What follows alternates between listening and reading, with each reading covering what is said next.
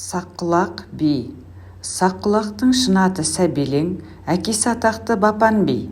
Сәбелең 1800 жылы қазіргі Ақмола облысының Алексеевка ауданына қарасты Ерейментау мен Сілеті өңірінің аралығындағы ауылда туған.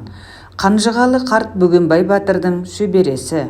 Шежіреде Арғынның Қанжығалы руынан Әлдекүн, одан Ақшаның Тұраналы, Тұрымбет деген екі баласы болды. Соның Тұраналысынан Бапан би туады. Сәбелең бала күнінен бір естіген ұмытпай, есінде сақтай білетін зерек те зейінді болып өседі.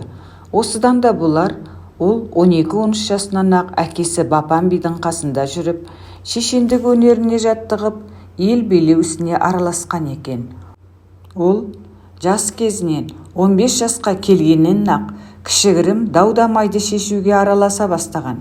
Тіпті кішігірім дауды шешу тындырымды болыпты. 17 жасында сол өңірге шешендік атағы жайылған Байдалы бимен сайысқа да түседі. Қиыннан қиыстыра сөз тастап отырған Байдалыны тосылдыра береді. Ал енді Сәбелең баланың Саққұлақ би аталуы қалай?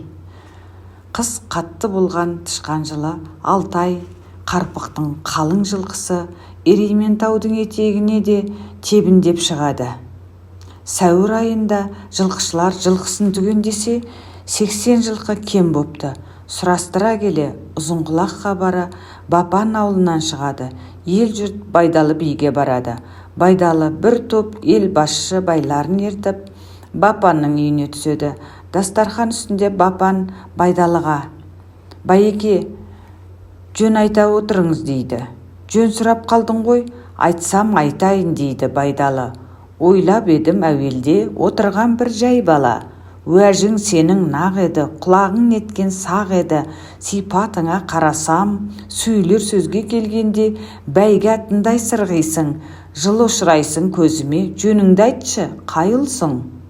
Байдалы осылай толғап барып тоқталғанда Сәбелең бала: «Арғы атам батыр Бөгенбай, әкем аты алдыңызда отырған Бапан би. Алтайдың аузын асқа, адырын атқа толтырған Ішпекбай бабам емес пе еді? Алтайға ана болған менің Аққоян апам емес пе еді? Ендеше жылқышыларының салақтығынан қалың қарда опқа құлап, жарға жығылған жылқыға бұл елдің ешбір кінәсі жоқ. Сөзіңіз уәлі болсын, дауыңыз куәлі болсын». «Бапырмай, мына бала қайдағы мен естіп білмеген сөзді айтты-ау. Мен тозған екемін, бұл озған екен. Сөзің уәжді. Балам, сенің билігіңе тоқтадым. Олай болса, бұл дау аяқсыз болсын. Бала атқа қонсын. Тізгінді бердім саған. Бұдан былай сенің атың Саққұлақ би болсын. Әумин» деп батасын беріпті дейді. Оқыған Ләззат Әлдибай. Тыңдағандарыңызға рахмет.